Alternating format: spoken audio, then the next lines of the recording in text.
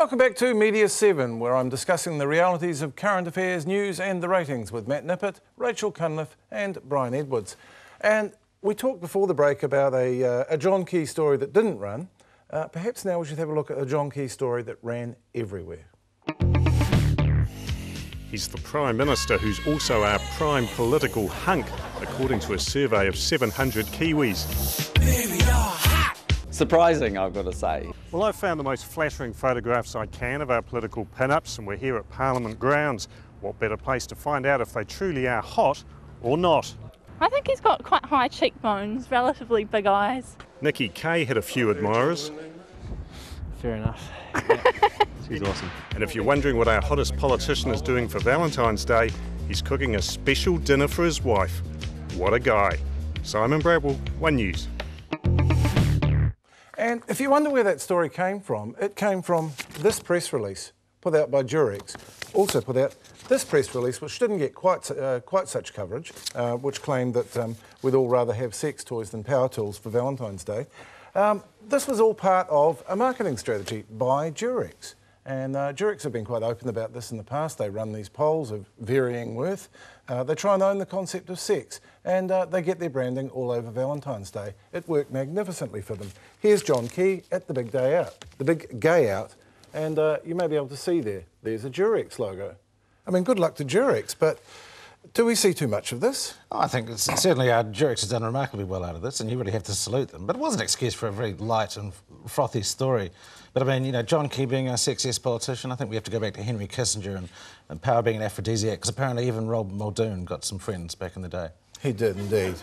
And I think even John Key mentioned it in the House this week, which I thought was perhaps a little over the top. But is this a signal that there aren't the resources to go out and do proper stories? Because sometimes, particularly with the 7 o'clock shows, you'll look at them, and Campbell was an offender several times last year where all three stories were essentially PR stories. And I know that those companies ring the producers of those shows on a daily basis. Should we be worried about this? Well, I think running that story, the Herald, even Campbell over close-up running it, it wouldn't have, you know, taken out an investigative reporter off work for a month. It was a quick, easy hit. It would have taken, you know, a short interview at the big gay out and a nice picture. It's again, easy, it rates well, you know, and you get to talk about a Prime Minister who's generally well-liked at the moment, although it'd be interesting to see if Durex is still running the same sort of line maybe in 2 years' time. Oh, I will. I think that this is an established marketing strategy, and the news plays along very well. But it also has to be said, it's quite an interesting story. I mean, both parts of that story are quite interesting. It seems that everybody wants sex toys. Nobody wants power tools. Possibly that's why they want sex toys. I don't know. I'm not quite sure how robust the poll was. I mean, I find that relatively extraordinary. So you certainly can't blame Durex. I mean, the newspaper has a right not to run it, as have the television programmes. They choose to for that very reason. That's quite an interesting story. Rachel, how do you reckon young audiences respond to these stories? Do they know they're PR-driven? People are getting a lot more sceptical. I've noticed that on your site. Your readers are quite smart, aren't they? Yeah, we're like critiquing the news on a daily basis on our site, and people are very aware of when the story is coming straight from a press release. I mean, it's easy to do. You can check online these days and see when stories were released. But I think if we were to go to like a 24-hour news channel like they have in the States, they have whole health stories that are packaged up, ready for the news bulletins just to slot in. It looks like, you know, here's a new wonder drug, and they just put their little reporter name at the bottom. I mean, it's going to go to extremes. I think this is just the beginning. Is there a danger of people turning off TV news if they see that happening? I think people are becoming more wary and wondering what actually is news and what is entertainment and what is just PR. Yeah. But you seem to have a viewpoint of the public as having unbelievably high standards and being very frustrated because they're not being fed this very worthy material. I'm not sure that's entirely true, actually.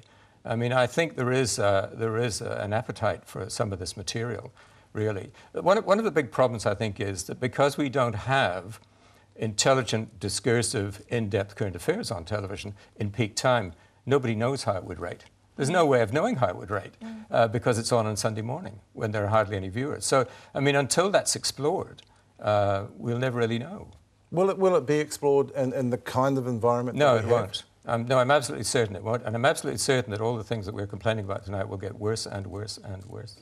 And yet those shows are going to stay there. We talked to Mark Jennings before the show. He said absolutely Campbell Live will still be here at the end of the year, which is 5% better than the 95%. Up to 100.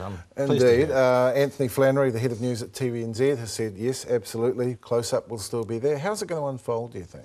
Well, they're both under considerable pressures. TVNZ is no longer receives any public funding for current affairs and news. The charter's gone. There's been demand to increase the dividend back to the government in a challenged advertising climate. And of course, TV3, the only Ironbridge, had to inject another, I think, $170 million of capital in because their debt loading is so high. And indeed, they've got this one-year boss, Audsley, who I understood was supposed to be showing up on the show somewhere along the line. Couldn't join us, unfortunately. He seems to be given a brief to, try to squeeze a bit more money here and there. And he's obviously weighed up his options, and at 7, it didn't quite work out for him. What would you do, Rachel, or should they just acknowledge that Shortland Street is a monster and they will never beat it and do the best they can? No, certainly not. I think there should be more light alternatives at 7 o'clock. Why not have a half-hour news bulletin? Why not, shrink that down, have a serious half-hour of current affairs when people still have the energy to sit through it, and then have some other alternatives. I'm not to say kill Shortland Street. Shortland Street's a great, got a great following and loyal people, but why not give people alternatives? Now we've got so many different channels. Well, I think if the alternative is some sort of serious program, which is what I think you're talking about... No, not at 7 o'clock. I think it should be a light entertainment. OK, but you're never going to get the other stuff on at 7 o'clock. I mean, if you talk to the executives of these channels, they'll say to you that there is no appetite among the public for this. That politics is boring, and the attention span of the average viewer is less than the 7 minutes, which is in between most commercial breaks. They can't take that in. They want bite-sized chunks of information, as I think Joe Atkinson said when he talked about the moralisation of news. And that is their absolute philosophy, really, that the one thing you cannot do in this environment is bore anyone. I mean, if there's the slightest possibility that someone is going to nod off or be bored or head for that switch, that's the thing you have to avoid at all cost. And that's the environment we're in. We're starting to see the baby boomers, though, moving past the 54 years old, which after which you're considered apparently to be useless to commercial television. Is that audience going to become more important? Is that audience going to be suddenly worth pitching to? I think one of the things that has to happen is there has to be a change in mindset among the people who run these channels. And until that happens, nothing will happen. That is their mindset, what I've just described at the moment. And until that changes, nothing else will change. Well, I'm going to have to wrap up our high-minded, non-commercial television show now. A big thanks to our panel, Matt Nippert, Rachel Cunliffe and Brian Edwards. And that's Media7 for this week. We'll be back at the same time next week, but for now, don't touch that dial. Coming up is the first episode of a program that looks at the other side of the media, the ad show. So enjoy that, and we'll see you soon. Thank you.